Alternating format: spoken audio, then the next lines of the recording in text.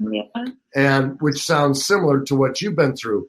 And that's what I get, was talking about in the beginning of the show of the repetition compulsion. We will pick people, we will gravitate towards people and feel the closest or the deepest connection with somebody that reminds us of what we went through. That's why we pick them. We're hoping for a different outcome. So what the key is we need to go work on ourselves to heal those areas, and then we'll start being attracted to different friends and different people. But it's very common what you're describing as far as, you were neglected in many ways. And so then one of the responses is then to either neglect as well or overcompensate, which is also a reverse form of neglecting too. So those are all very common reactions of, I will, kids say, I'll never do that. I'll never do what my parents did. I'm going to do the opposite. But you're still living in polar extremes, and moderation is in the middle, and that's where we want to get to. Does that make sense? Yeah, it makes complete sense. Wow. I think perspective is everything in this. You know what I mean? Because I never would look at it like that. I'm like, why do I choose people that, once me and my roommate were having a conversation and I said, why are all these, when I'm dating, why are these men emotionally unavailable? She said, you want to know the truth? She's like, because you're emotionally unavailable. Yes. Yeah. And I was like, wow. Yeah. And then when you look at it and you evaluate it, I only let people in so far. Yep. Because if I had let you too close, that's too much. It's too much for me. Like I was sharing with you earlier, I started really caring for somebody, honestly, that I had no business caring for. And all these insecurities with this person rose up that made me realize, you know what, I'm really not ready for a relationship. And I really have a lot of inner healing to do. So I'm super thankful for the book. And even with my parenting, I'm with my 12-year-old, I'm so different with her than I was my 21-year-old, Kenny. I was growing up with my 21-year-old, and I get to actually enjoy being a mom with my 12-year-old, So there is a big difference in the way that I was parenting with both of them, But with the 12-year-old, we're really, really close. And I love being a mom. Yeah. I didn't really know that my mom enjoyed being a mom because she always chose men over us kids. She would let these men sexually abuse us. She would physically be abusive, verbally be abusive. And, we got taken away at a young age and then just bounced around from foster home to foster home. So there's a deep root of rejection that needs to be dealt with. Yeah. And just not feeling loved. You know what I mean? When somebody says, I love you, I really question it. Do you really love me? And what is the extent of the love? If I'm not doing what you want me to, are you going to walk out? I'm very guarded, in some aspects. Yeah. Well, how could you not be? I mean, look at what you just described: physical abuse, sexual abuse, being abandoned for men, and always playing second. That would be a natural reaction, and that's very common. And I've even struggled for years because my mom, when she was drunk, would always tell me how much she loved me. And so a woman saying she loved me, I'm like, I don't know if I trust that, So with Marianne here, someone listening or watching, she said, I'm right there with her. Sounds like she's had some similar experiences to you, Jamie. So I appreciate you sharing because it sounds like she's relating to your story. That's awesome. Yeah.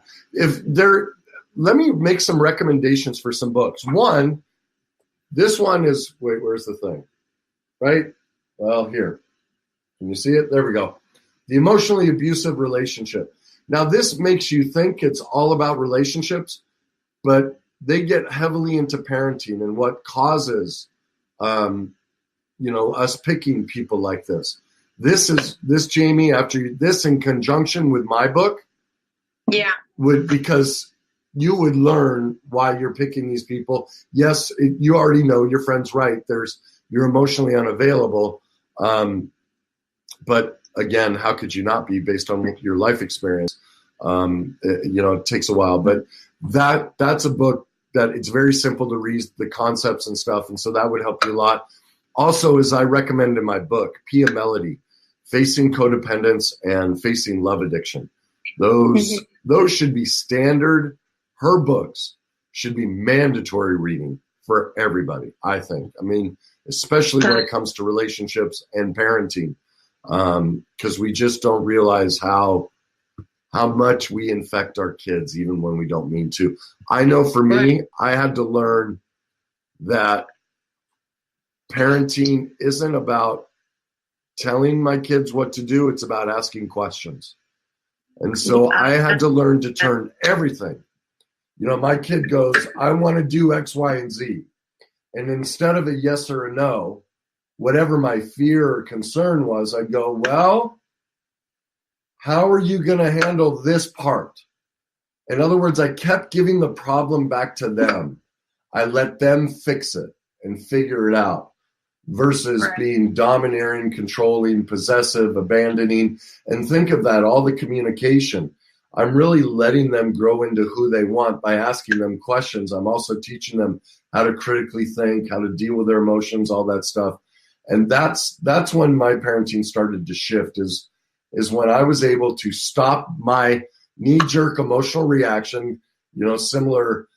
I had an experience with my youngest daughter, and we were out shopping, and we had talked about something where I'd made a mistake, and I was going on this elaborate explanation of why I did it and why I wanted to do different. I went, oh my God, I'm acting just like my mother. I'm trying to emotionally share how imperfect I am with my daughter, and then she has to carry it. And I just caught myself, and I stopped. I said, Caroline, I'm never going to do that again. I'm done. And she just looked at me, and so whenever I've made a mistake, I just own it, and I turn everything into a question. And from that moment, our whole relationship changed. Nice. We've gotten a lot closer. So how do you think that applies to you?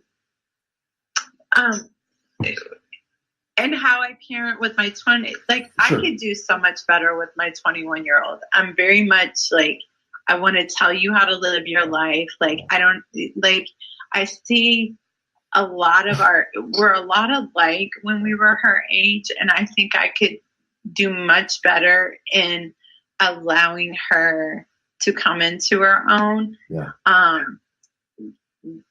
But I just don't do it well, because I see her going down a path that I would rather her not, and that she doesn't have to go down,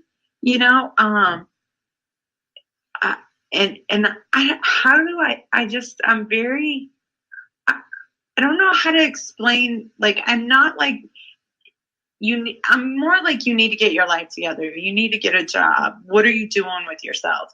And I ask questions, but then she just wants to shut me down, and then we don't talk for a while, and that really bothers me. Yeah. Now with my 12-year-old, we talk about stuff, we, engage, and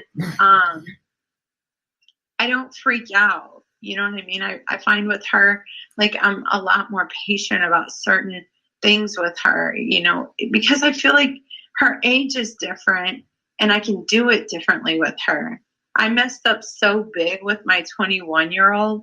I feel like I've been given a second chance to do it over and do it right with my 12-year-old. Does that make sense? It does, but there are some things I'd like to talk about with your 21-year-old, because there's some great lessons in that. One, think about it. I hear parents say this all the time. I don't want my kids to go through that. I don't want them to go through what I went through. Right. And you'll hear CEOs of massive companies, Oprah, whatever, say things like that. Well, how do you think you got so gifted? Me. I'm a train wreck. My whole life's a train wreck. But I have a gift.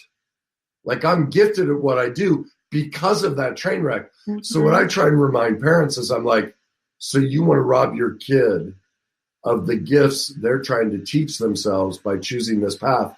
Why would you want to do that? See, in other words, you flip the perspective of when I see a kid. As a parent, like that, like, it just hurts. I think it hurts me to see her or hear her go through some of the things that she goes through. Okay, tell me more about the hurt. What do you mean by that? Because